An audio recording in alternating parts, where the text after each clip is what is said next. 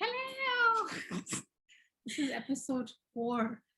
Yeah, of season 2. The last time we recorded was the 26th of December 2020. It is currently the 1st of May 21. That's January, February, March. 3 months later. 3 months later. Why did we take such a big break? Because I lost my nose ring. And I couldn't record without my nose ring. I had some Separation anxiety? Yeah. No, it's a very long story. Okay. Do I actually tell the story? Okay. I don't know how much detail am I going to give because I didn't plan. Why don't you start? Okay, so December, the last time we recorded, was my vacations. My vacations were up until February. So December, in the last video, I was sitting on the floor. And that was a little bit of a problem for me because I had some leg issues at that time. And then this is after my calendar. Okay, so I was also selling my calendars and those postcards and stuff. So I was doing a lot of work. So then I was like, you know what? With all of that, I'm not going to edit and post and all of that. So then I was like, I'm going to do it later, whatever. And then I went and joined work, and I was basically working the whole day for 1.5 months. And then during this time, my leg pain turned into a back pain, and it became extremely problematic to the point that I was blacking out, literally blacking out. And then I went to the doctor, and then it became a more serious issue because I went to the doctor, and then it got better, and then it got worse again, and now we're here. So, but Zara, what happened? I just circled around the whole thing. Okay, so the diagnosis was that I basically have a disc protrusion. So the disc in my back has come out, and then it pressed my nerve, L5 nerve. So then the pain starts in my back and goes to my toes, and that pain turned into, it was like sharp lightning shocks, and then it turned into it was like electrical shocks. Sciatic. Yeah, basically. Because of an impinged nerve. And then it turned into tingling, and then my legs started getting numb. And the doctor was like, buddy, you need back surgery. And I was like, I'm 21 years old. I should not be needing back surgery. And then I went for, cried a lot. I left the work, and then I went to physiotherapy, and I went to too many doctors, and they were all saying different weird explanations and things, and I was panicking. And then basically I had to completely stop moving for a very long time. 6 weeks. Yeah, you're in the latter part of. No, so first 5 weeks I was not supposed to bend, sit for too long, lie down for and I can't do anything for more than 20 minutes. So the time on this video is also 20 minutes. That's my signal to run.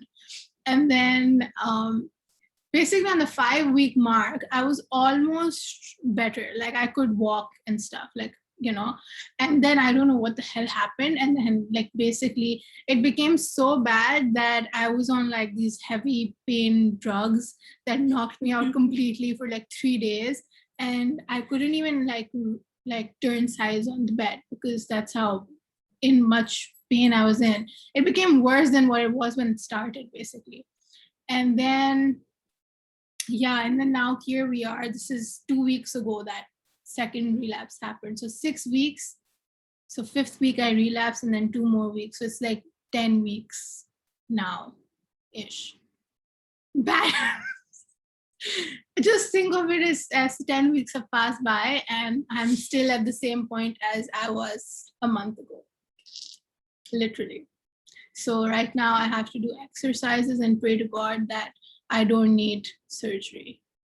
So pray to God that I don't need surgery. That's a lot. Yeah. Now the irony is that last video we were talking about the body, and we were just being so woke about it. I still haven't heard the podcast, and what I remember is we were being very woke about it. We were you know what, the body stores trauma and my body stores stress, and I was basically gaslighting my pain in that, literally. And yeah, that's a really nice, the last one we recorded is, I think, one of the easier ones to listen to. I think. I don't know, because for me, I associate that entire era before today, literally, actually before yesterday, is an entire era that I associate with extremely traumatic pain that I wish to never relive or think about ever again. Literally, that's like, I'm being very subtle and polite about the pain, because it's like, okay, the way I described it, it's like you're a fish in water and you're getting electrocuted, but you need the water to survive. So you can't actually leave the water. So you need the pain to survive. No, or the pain is a sensory that you are a sensor of the fact that you are alive. You're just facing the pain and hope that it stops before you die, Until it kills you. basically. But you need the water to survive. The only way out is out of the water. So it's like contradictory. You can't not live, and you also cannot live like this. So you're stuck in limbo.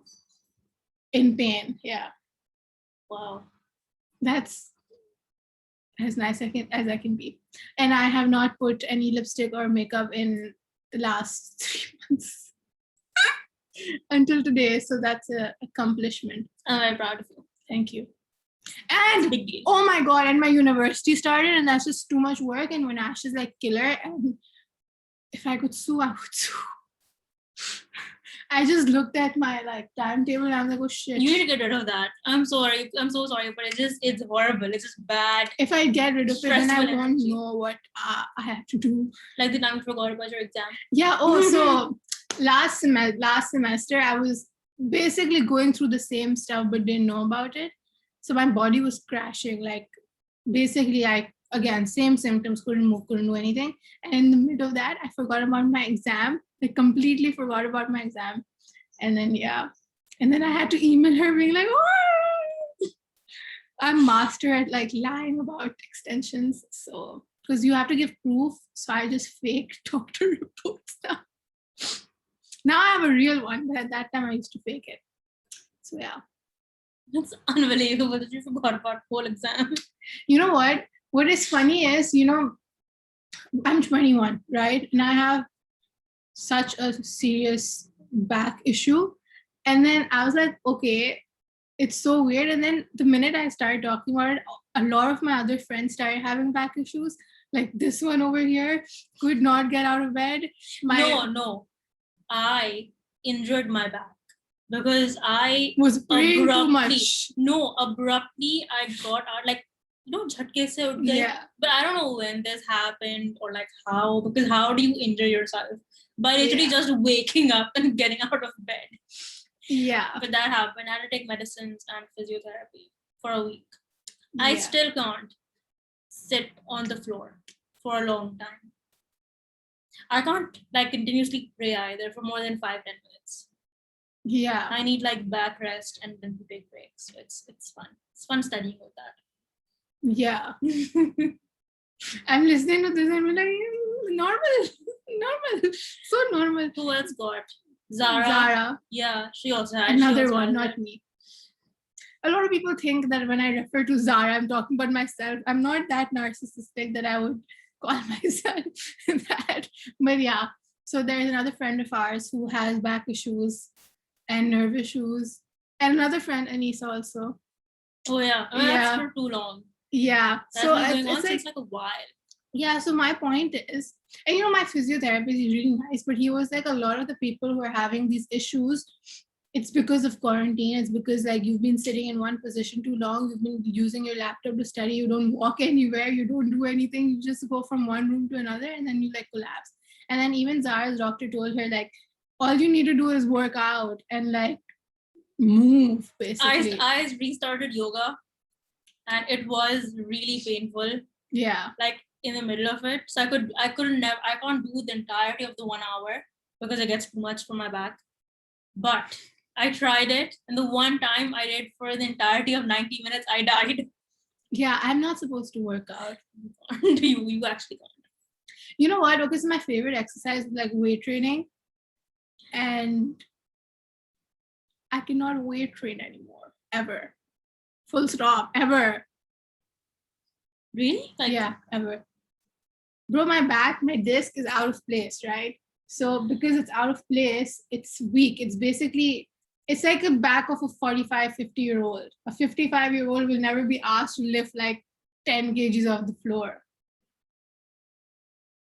Basically, I cannot do that ever in my life, because if I do it, either it'll come out even more, or it basically discs have water. So my disc does not have any water, it does not have any flexibility. So if I move forward and down and I lift something, it's going to pressure it so much the whole disc will slip out, and I'm surgery right away. There's so this no has been like going on for a while, like this whole like process, right? Like with your body and like coping with it, dealing with it. How do you feel right now with it? Like, how do you feel given everything you've gone through, which you're still going through? Does that answer it? No, you need words. You need words. I think that answers it. Okay, so in October, okay, so let's give a recap. My leg flexibility, I was very flexible. Okay, I could touch my toes, I could do a semi-split. I was very flexible. I was very strong also. So in about April-ish last year, I lost flexibility in my leg. And then now I'm like, okay, maybe I'm not working out enough. Tried working out more, made it worse, basically. The more I did, the more worse it got. But I couldn't recognize it until I basically completely collapsed in October, basically, when I forgot my exam. So when I collapsed, I used to feel like my upper body and my lower body were two separate bodies, because my upper body was light and airy and my legs used to feel heavy and disconnected. And now I know that's a symptom of a nerve damage, but at that time I didn't. Right now, I feel like my head is one body and my entire upper like neck down is a different body. That's what I feel right now. So disconnected. Not disconnected, but it's different. It's not, I don't have the energy to sit. I don't have the energy. So see, if you really think about it, I can't walk the distance from my room all the way to my front gate without pain, basically. So if you're facing chronic pain for this long, let's say 6 months, it's bound to affect every aspect of your life. In the beginning, because I'm also very needless wantless. If my the first time I was told not to bend, I went to the kitchen to get cheese and I dropped it on the floor. And I was like, it's 3 a.m. How am I supposed to pick this up without bending? Right. So I used my toes to pick it up, and then I like lifted my leg and put it on the table, because I refused to just let it be. And I refused to wait for someone or ask someone to pick it up, because that's how like attacked I was by this situation. So like literally, like I was like, I'm not going to, do that. I'm at the stage now where I'm going to purposely throw stuff down for other people to pick up, because it's okay now. Like I don't mind being like, can you do this? Can you do that? And that's huge for me, because I'm not one to ask for help. So what do you think you've lost in this whole process? What is the loss that you have faced with all of this? Or is there any? The loss is a lot. I think I lost half my identity. Wow. Because look, everything I did, like record, paint, art, photography, work, school, live, breathe, everything, literally. So I let breathing go. Other than even breathing, I had to control, but I lost all of it, right? I imagine being on the bed, not being able to sleep, not being able to sit, not being able to walk to the bathroom. And if you have to go to the bathroom, it is like walking on like mouse traps and going there and then coming back and being normal. And with that, controlling your mood and your emotions so that nobody else in the house feels burdened and nobody else is like. But why is that such an attack on your identity? Because everything that I associate myself with is gone. So I'm a limb, basically, who is shivering in pain. It strips you down of everything, and you have to re-evaluate who you are, what you want, and where you want to be. Because if you lose that little glimpse of, see, you strip me down of everything worldly, you can't strip me down of faith, basically. So if I lost that, I wouldn't be alive. So faith in what? Like in whatever I want. Like, you know how you have 12 steps? First step of 12 step is faith in a higher power. God, whatever religion that you want it to be, no religion, that's fine. It's faith in a higher power. That's it. And what is the purpose of it? As in what To do you keep need you faith? alive. Right. Okay. To keep you alive. Literally.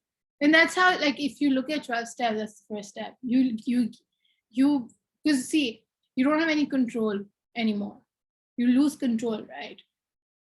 And the more I try to control it, the more I know I don't have any, because if the pain starts, it starts. I have to give in to it and lie down. You know, it's really funny though. It's Because ironic. It's ironic. Your whole thing is about control. Yeah, I know. You hate not having control. I know. And this just took everything I away. know. It is like it looked at me. It's like a coin that looked at me, laughed at me, hit me on my head, and went away. It rolled into the gutter. That's where my control is. It's really I don't want to call it funny because it's ironic. painful, but yeah, it's really ironic. It is funny. I can laugh about it. Because it's like everything you associate with your identity, all these things about like making, doing, whatever. Yeah. And it took all of that away from you. Yeah. All control you had was just like. And that's just talking about my leg pain. Yeah. I have other issues. Yeah. So I have to give up a lot of food to fix my stomach issues. Oh yeah. Yeah. That's also control. That's how I used to deal with control. Like food, like I used to, if I treated food issues or eating issues or body issues, I always associated with control. That's how you deal with it. So that's how you treat it actually. So even that's gone. I have no control. It's like not mine actually, but I have control if you really think about it. But you don't really have, I mean, it's the same thing. You don't really have. You're becoming more fluid. Yeah. Okay. So we said that you lost some sort of identity, right? A lot of that. Control is part of my identity, by the way. Yeah. A lot of it. Actually, a huge part of your identity is control. That's not all it is. So what have you gained, do you think, from this? Bro, every time I get sick, I don't think of myself as a patient person. I had chickenpox and I've spoken about it so many times. I had chickenpox, okay, and I was like, how the hell am I supposed to eat 5 medicines a day and live like this? Oh, and also you hate taking medicine. So this is also a wonderful exercise in Zara learning that I only took taking pills is not bad. Yeah. Well, if you give me opioids, I love it because it stops something.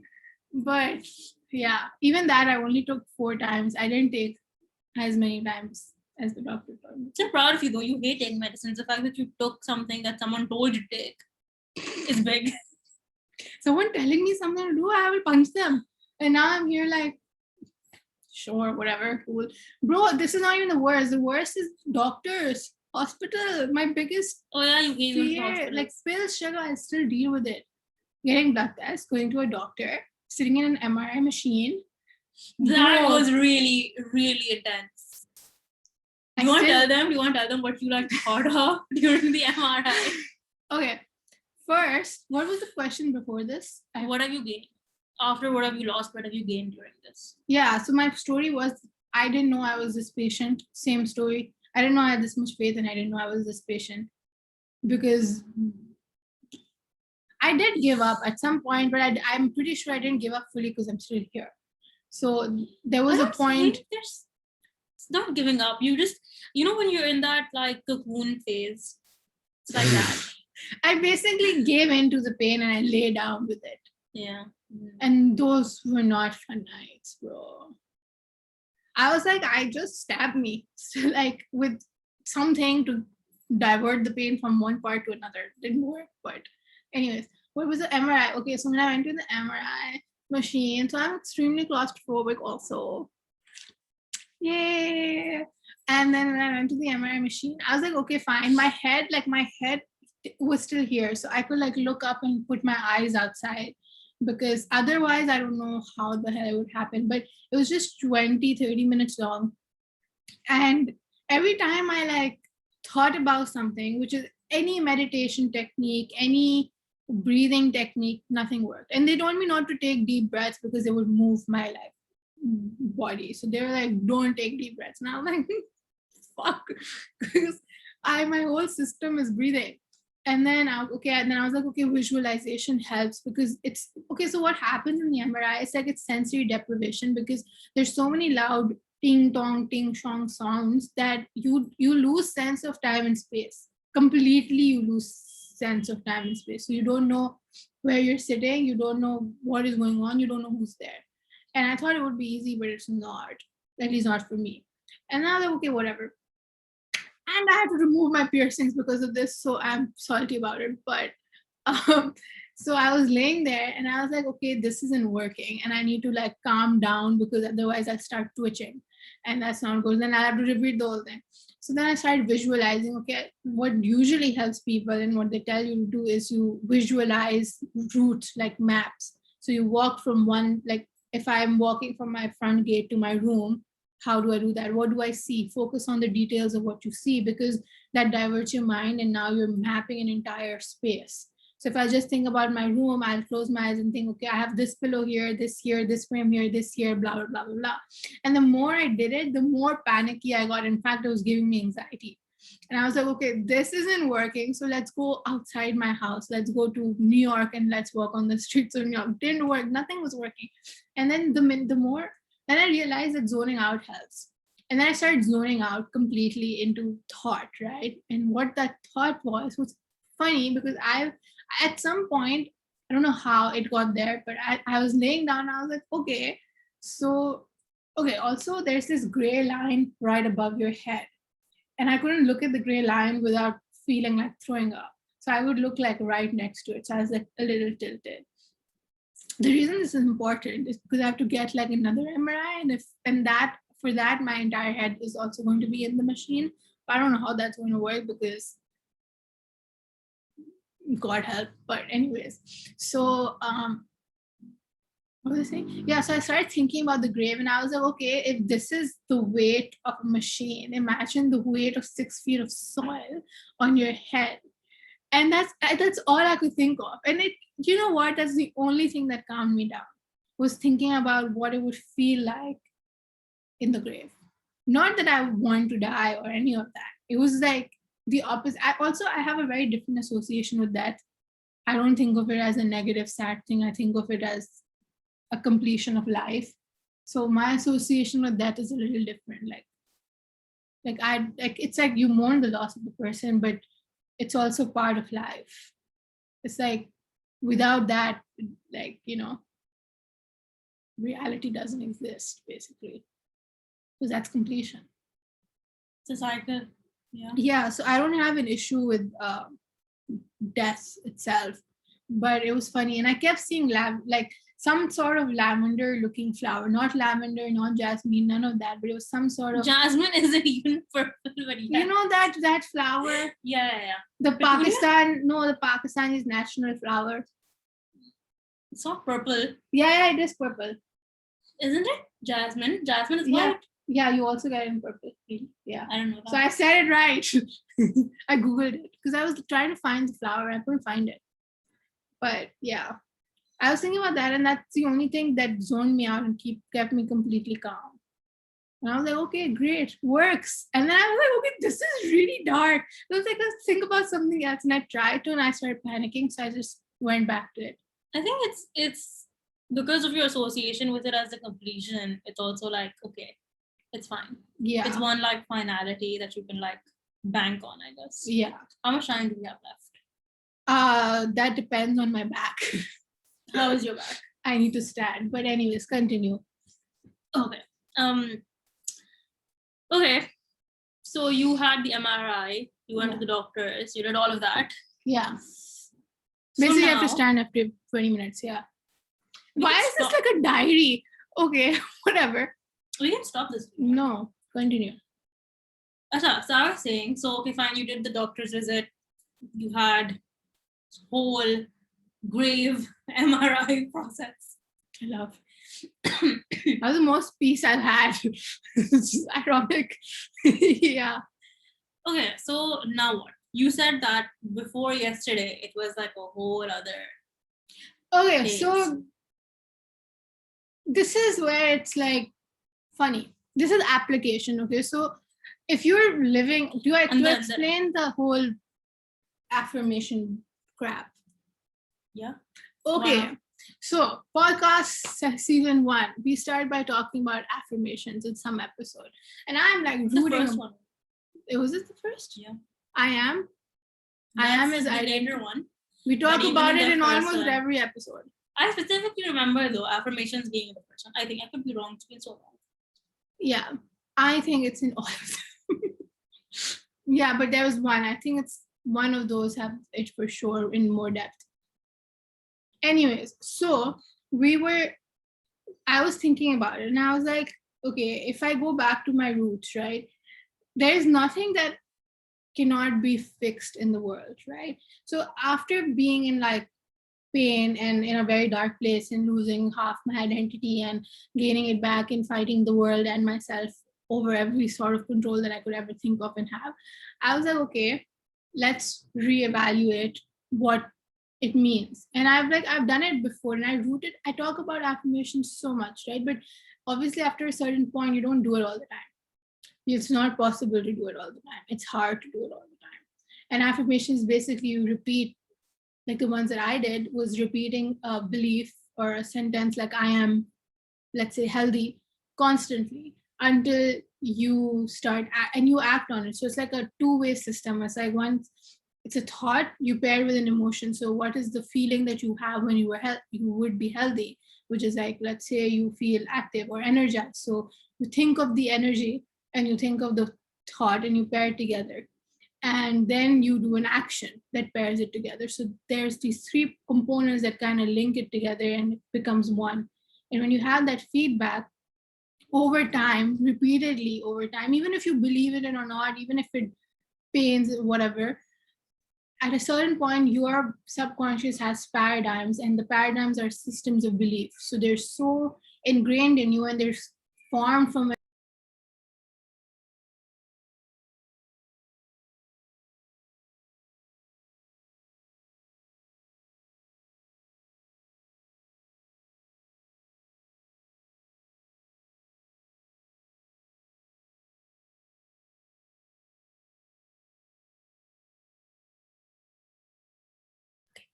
we had a position change. Anyways, what was I saying?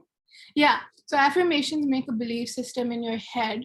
And when the belief is repeated, and they're formed when you're like 0 to 7 years old. And it's because everything that you think of is just taken in you and they form your personality and your identity. And it's part of who you are.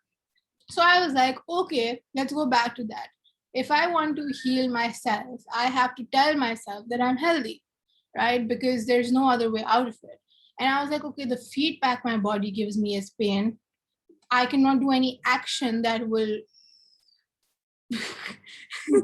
There's a kid screaming. Yeah, I cannot do any action. That was literally me. I cannot do any action that would reinforce that I'm healthy because I can't sit, clearly. I can't do a lot of activities. So I was like, okay, what I can do is repeat a thought. And before this, it was just like, God help me, God help me, God help me. And now it has to be like a different way of doing the same thing, which is like, I am healthy. And nothing's wrong. Nothing's wrong because I would that would counter it. That would not validate my pain, and then I will lose my mind. But I'm healthy. And the whole idea with affirmations is it doesn't matter if you believe it or not. You have to say it so many times that your subconscious believes it. When they did it, there's nothing more to it. And we've talked about it a lot. And I felt it yesterday. I did it. And okay, so I have really high BP, okay? As in my BP is 170 or 150 by 100, which is not normal. Normal is 120 or below. So 170 is like 180 means you're going to get surgery, like heart attack, like level. Like it's not normal. Yours is at 160, right? 170. Yeah. So 150 is after I'm taking BP medicine, which is again not normal. 150 normal is like, okay, that's high. You take medicine, it should be 120. Mine is 150 with medicine. That's just abnormally high with medicine. So yesterday I started doing this. I realized this. I saw some YouTube videos to refresh my memory. I was like, you know what, fuck it, let's try it. There's nothing wrong in trying it. So I kind of just started saying it again and again and again and again in my head. So I was like scrolling through Instagram, I'm healthy, I'm healthy, I'm healthy. Oh, this is funny, I'm healthy, I'm healthy, I'm healthy. So it's like you're constantly repeating that, right? And then I basically, before 5 minutes before that, I was in so much pain. I was like, I'm not showering because I can't stand, for fuck's sake. And then I was like, you know what, let's push through it and let's just shower. So that was like the first step, which I don't know what gave me strength to do that, but I did it. And then I was like, okay, I don't feel like doing anything. But then, you know, it kind of, the more I said it, the more I kind of felt lighter, is the right way to put it. I feel lighter in my head for sure. Now I feel sleepy, but I feel lighter. And the way it works is like your brain has different brain waves and brain energies. So like alpha is like what we currently would be. Beta is currently what we're in. Alpha is like if we were not doing anything and we're just sitting. And theta is like when you're right about to like go to sleep, but you're not there yet, like you're almost there. And I think gamma is like the lowest one, which is like when you're asleep, if I'm not wrong. And if apparently, you know, the world, like Olympic level meditators, they have constant gamma waves, which is abnormal because you only get, if I'm not wrong, I think I'm saying it wrong, but theta I know for a fact is right before you sleep or not. So we can check that. But yeah. So then right before I was sleeping, I kind of started imagining what life would be like. And by the way, imagination and me don't go together either. Yeah, you're not an like imaginative I'm person. not an imaginative. You're an artist, which is strange because yeah, but I can't dream. Like if you tell me, oh, Zara, what's the wildest thing you would do right now, I'd be like, eat ice cream. Like I don't know. I think this is why you stick to photography so much. Mm-hmm. Yeah. And not other forms of art. Yeah, I mean, you're good at all of them, but if I do other forms of art, it would challenge me too much. Yeah, it would like it's good for me. I can always imagine you doing like maybe like portraits or fine art, like something that is about detail but real life. That's why you stick to photography, because it is literally just a replica of real life. The reason I only know like portrait is when it's too much work. I would do abstract because it associates with my energies story, but photography for sure because it's feedback. I look at things. I look a lot, but I don't imagine a lot. I look at things. So if I see a shadow, I look at it. If I need things to be there, I need things to be real. So for me, this affirmation thing is very challenging because I don't feel it and it's not there. But I have to convince myself, and that's the whole point. We're total opposite, I feel like, in that. Affirmations would me for me would be easy, like convincing myself that I know there's pain, but I know like just the way to get over it is to think it's not. Yeah, would be fairly okay for me to do. Yeah, I can't because I would. You also work outside in. I work inside out, and like by that basically means I'll go to the core root of the problem and try to fix that rather than change any behavior on the outside ever. I think that's also how we deal with sick illnesses generally. Yeah. Like the whole of last year when I was sick, I was always like, okay, I know I am, but push through it. Yeah, or like thinking that no, I'm not. And eventually, yeah, obviously you have to get to the root of it. But it works to at least get yourself in the right headspace. Yeah, because whenever I do that, it just, because for me, if I'm thinking there's something wrong, that means there's emergency level something wrong. Because I'm already going to be like, yeah, whatever. Like it's a natural instinct, which is why it reaches to the point where it's like you ignore. Yeah. You tend to push aside. Yeah. I'm like, yeah, whatever. I don't push aside because I know there is. Yeah. But at the same time, I'll be like, I don't accept it. I'm like, I'll be like, I know there is, but currently there is nothing to be done as such. Yeah. So we just get ourselves in the right headspace. Also, I think that's also how you function. Like, it's easier for me, I think, to be in a more positive mind space than it is for you. Yeah. Because you tend to go way into it.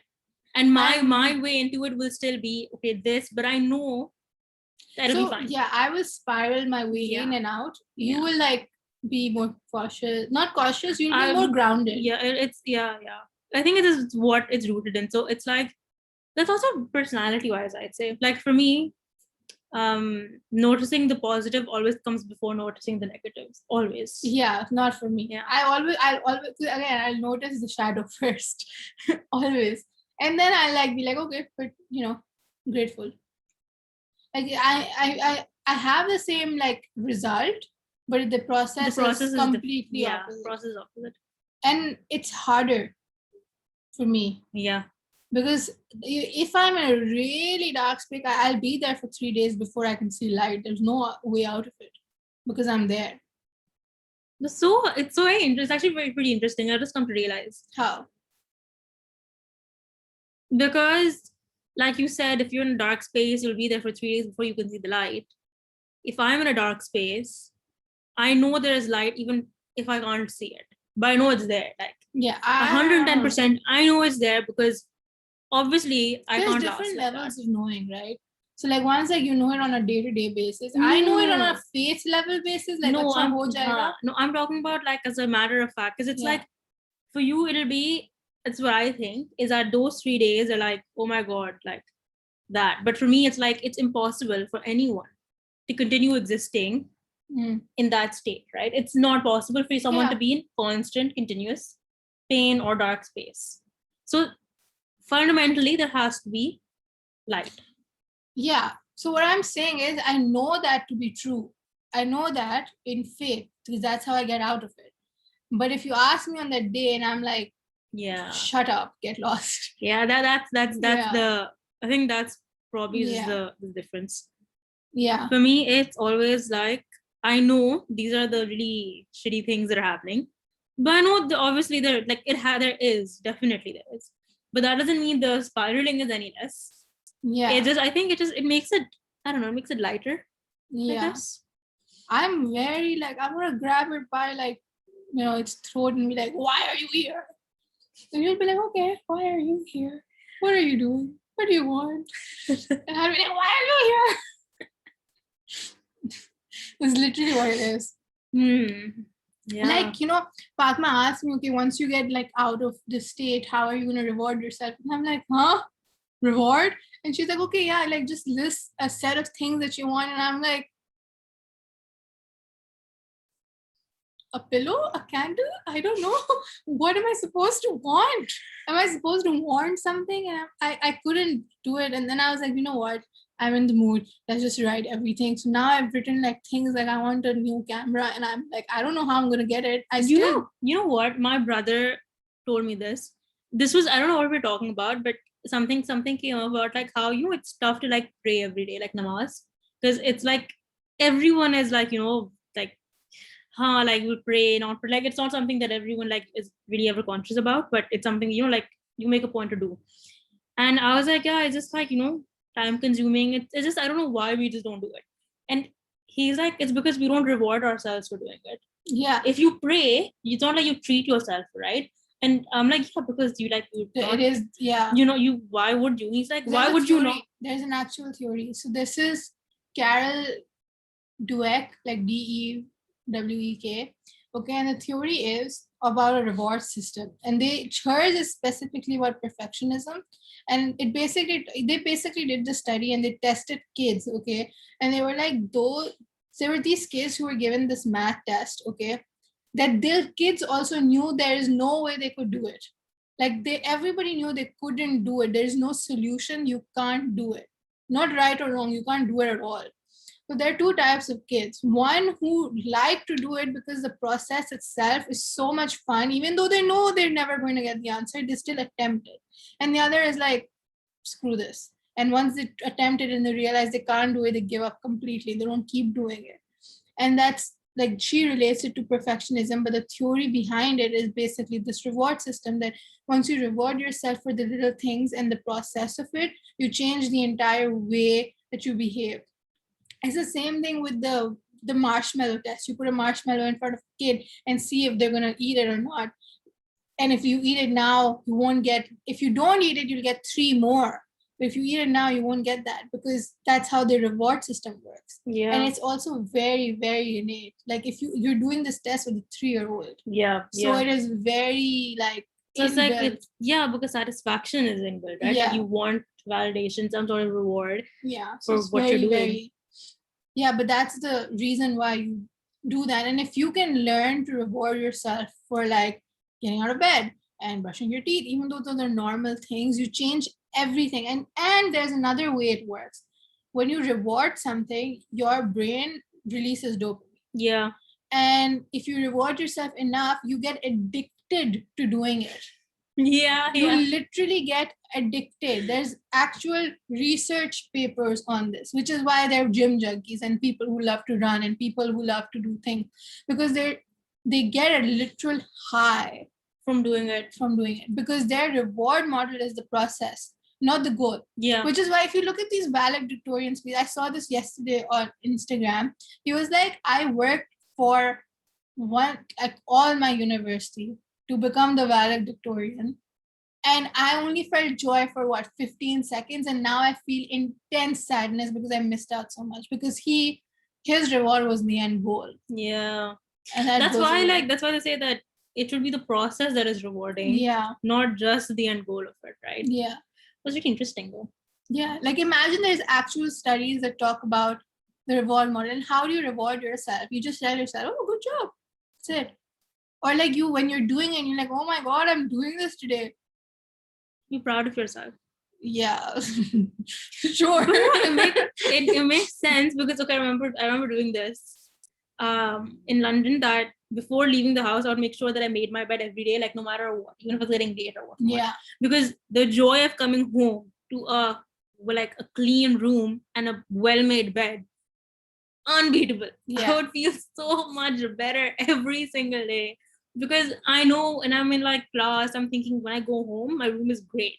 My bed is neat and so well made. So you're basically rewarding yourself the whole day. Yeah, because you're waiting for it. Yes. Yeah. So great. I think this is why photography works better for me, because photography, the process itself is rewarding. I went out of my house, a big deal, by the way, and I took photos. And then if I get the right photo, like let's say I take 50 pictures, I don't take a lot when I go. Out of the 50, 10 are going to be so amazing that I'm going to love them in that moment. And then whenever I look at them, I'm rewarding it subconsciously, whatever. But with art, it's like the process is not rewarding for me. It's the end result that needs to be. There's more work and less reward there. Maybe that's why you like abstract art. Yeah, because then the process becomes more important. I'm also a very process energy person. I love it. True. But then when it comes to things that are more control based, doesn't matter. Like if you tell me, Zara, do a healthy diet for the rest of your life, I'll be sure. 30 days, let's say, for example, healthy diet for 30 days. I'm going to punish myself every day, not reward myself every day for being able to do it. I'll be able to do it regardless, but the reward is only on the 30th day for me. It's not every day. You know that. I work out for a week and I'll give up because I didn't work out the 8th day. Yeah. Because the reward for me is the whole time and not the day I did it.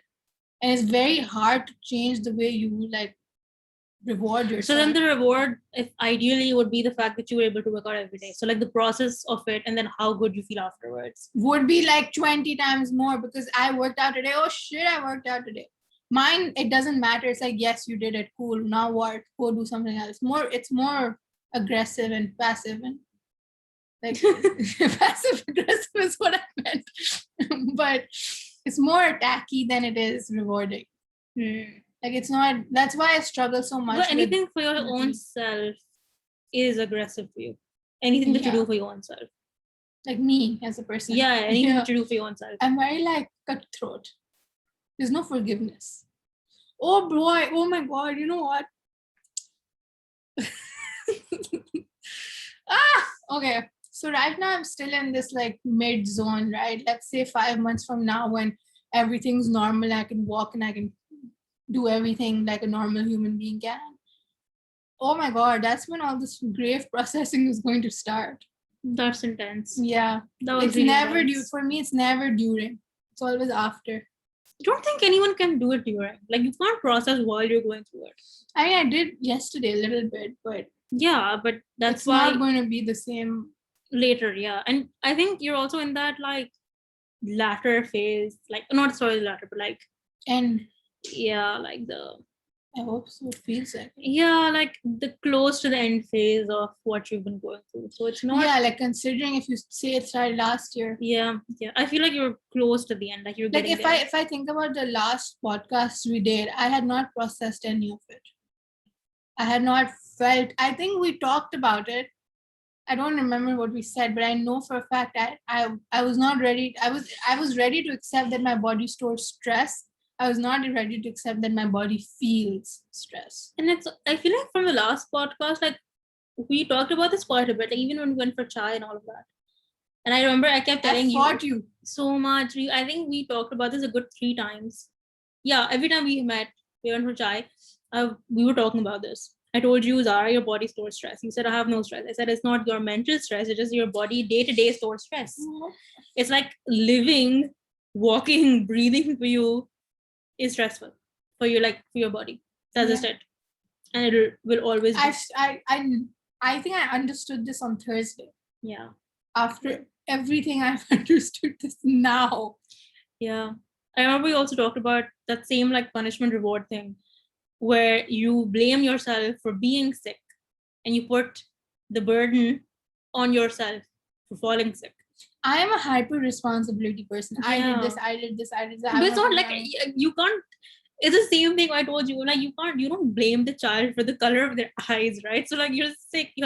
Okay.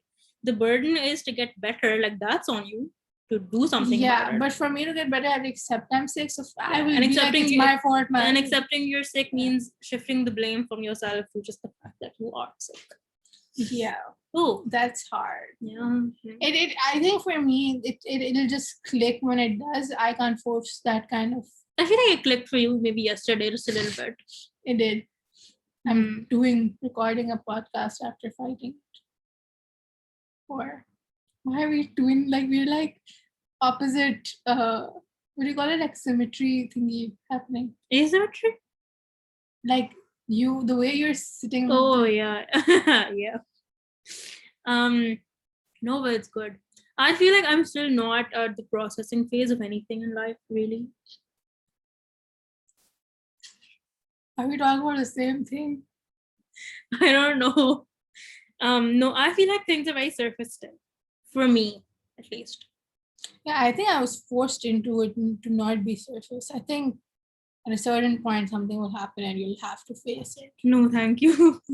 Not physical, but emotional. Yeah, of course. Yeah, It's a cycle, right? It'll keep happening until you learn. I mean, yeah, I know. I just feel like currently, just given everything with like university stuff, generally, it's just very like, just get through it. Okay, we'll think about all of it later. I just want COVID to end because my survival instincts are dying.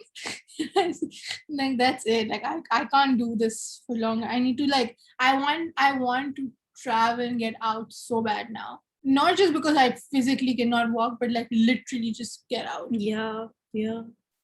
It's tough. You know what? Like yesterday I got email from like my university about like these, what was it? Yeah, like the internships that they had like sort of picked up, like top 10 internships for like university students like, for my university, which are really interesting and they all look so incredibly cool, but they're all like in London. And I think yesterday or day before, I finally actually gave up trying to apply for universities. I mean, sorry, not university, but internships. Why? In London. Because there's nowhere I can go. Even though obviously they're there and they're so good and I would love to do them. I found a screenshot from last year of an internship I wanted to do in like, I think December or July of this year. I think July of this year, of like positive psych in Canada. Not even an internship, it's a full module, like a practical module on it. Can't do it. I think the module itself got cancelled. I know. It just, yeah, I don't know. I just stopped. Like even I had like an Excel sheet with all the places that I was like, okay, I'm gonna apply to. And all of that, I was like, there's no use. My brother is starting university and I'm finishing it and I've never been to university properly. That's really fucked up. That's just, I can't. Yeah. Yeah, I know. I was thinking this yesterday. I'm like, I want to do a master's just so that I can actually experience university properly. I do. I'm gonna wait till everything opens to do my honors. I swear to God, I'm not doing it from here. Also, because this entire podcast has been my health diary for like future reference for myself, I'm going to add one thing. The amount of people who tried to help me in the first round, I hated them from the bottom of my gut. First round of what? Of pain. Oh. I hated them. Zara, are you okay? Are you doing this? Are you doing that? It's just psychosomatic. You just made it up. Oh, you're like acting like you're schizophrenic. Like literally, this is what people said to me. Oh no, it's nothing. Same. I have same back issue. So much pain. Just have like granola. I don't know. Like granola. I'm making it up. Like granola, like something, some vitamin, whatever. And I was like, just shut up. And then they were like, you need a therapist to like deal with chronic pain. And I'm like, yeah, I need a therapist to deal with you. But you do need a therapist with chronic pain though. They weren't wrong. Huh? You do need a therapist with chronic pain. Physiotherapist, not a therapist. Oh, they meant a therapist. Yeah. Physiotherapist, I voluntarily said I want to do because I know they would help. But I'm talking about the amount of people and they're like, are you okay? I'm worried for you. I don't think you're processing. I don't think you know how to feel. I'm like, who are you to tell me how to process and how to feel my stuff? And they did this in the first round when I was relatively fine with it. The second round of pain is when I really lost it. But like, no one was there at that time because nobody knew. I don't think even in my house, a lot of people know about the second round of pain. Because for me, it's like I had to fight every single day with my parents who know what the rules are. I can't sit for long. And I basically had to fight them because I can't go in a car, I can't go out. So and they're like, oh no, family time, like, we have to go out. We have like even for a car ride, we have to go out or whatever. And I was like, I can't. Yeah. I can't do that, right? And then the one day I was like, you know what? I'm tired of fighting, whatever. Because at this point, imagine I've been fighting for 5 weeks. And my pain is irrelevant when they want to go out. So it didn't even matter. It mean anger in my voice. But so I went out that one day for dinner, sat for way too long. The next day I couldn't get out of bed. The next day I couldn't get out of bed. I couldn't. And then the pain was so bad that God help me, but like literally. So like, and then nobody at that time really cared or knew what to do. It was just me fighting and finding things, right? Because in the beginning, when I was like, oh, I need the MRI or I need like a physiotherapist or I need help, I am saying I need help. Everybody's like, why? Your leg hurts? Oh. Don't think anyone realized the gravity of it. I don't think they still do. I think now they do after like my like family, like they said surgery again, then they realized, oh shit, okay, whatever. And they saw literally I couldn't get out of bed for 3 days. Then they realized, oh, usko kuch hai. But like at the same time, it's just like it's problematic because I'm fighting for it, and everybody who knows me well knows if I say that there's something wrong, there is definitely something wrong. Like it's beyond the point of something being wrong. It is really wrong. And so, and then on top of that, I'm like, I think I'm a master at dealing with mental things for myself. Okay, like thank you very much. So if you come to me and tell me A, that my pain is not real, I'm making it up. B, you come and tell me to like deal with it and fix it, I'm going to want to punch you. Full stop. That's it. And that's what I wanted to add because this is something I would probably forget 5 years from now, but I want to remember it. That I did go through because this is the harder part. This was the harder part. Yeah, people not validating your pain or like not even validating, just accepting it. Or helping. They were making it worse. Like you also don't ask for help. I feel like I'm asking you to take me to a doctor. I'm begging them, like physically. But I feel like, honest to God, I feel like this is the biggest learning that you've gotten from this whole thing. How to ask for help. Yeah, I know this has been horrible for you, and it sucks. Yeah, it sucks. I know. You don't have to validate me. I know everything has a purpose and all or whatever, but I'm fine. No, but this was huge. Like it is so tough for you to like just ask or be like. See, now when you validate me further, I'm like, no, it was not that tough. That's my genuine response to you. Like, please shut up. There's nothing wrong. Just like, I didn't do anything. I have screenshots to prove how wrong it was. Please send them to me. I think I'll have to remember them for like old Our times. entire chat for like the past 3 months. Send me some screenshots. Even before, actually, I think. When I went to the doctor and he asked me how it happened, I found screenshots from July to last year saying that I think I have a disc problem. I wrote this to you. I think I have a disc problem. He's like, go to the hospital. And I'm like, no. No. Yeah, I think your pain thing has been a series of you telling me something's wrong and me saying, can you please go? And you're like, nah. I'm like, yeah, it's normal. I remember I was telling you about physio a very long time back, like very, very long time back. And you're like, no. Yeah, but I also associated physio with like the people who came for my dadi, who were just like, oh, idhar dekho, haath uthao. The physio I go to now is like point-based working. Like, yeah, he you just need gives someone me one proper. exercise. Yeah. You need someone proper to deal with this. It's not going to just go That's away. the like problem in Ethiopia. Yeah. Okay, we've established that this has been there for a very long time. Yeah, I mean, since shut up. Yeah. Imagine you're not here. This is me the whole day. That's it. Silent. For 3 days. And shaking. It's insane. It's not normal. But yeah. My most, up till now, the most pissed off I've been is at that whole statement of like, you know how to process this shit. I'm like, sure. I would punch someone if they said that. They were projecting, but yeah, obviously I said punch them. Oh, I almost flip my head, be like, what the fuck? And you're telling me. Yeah. Yeah, you can't flip out either. Wow.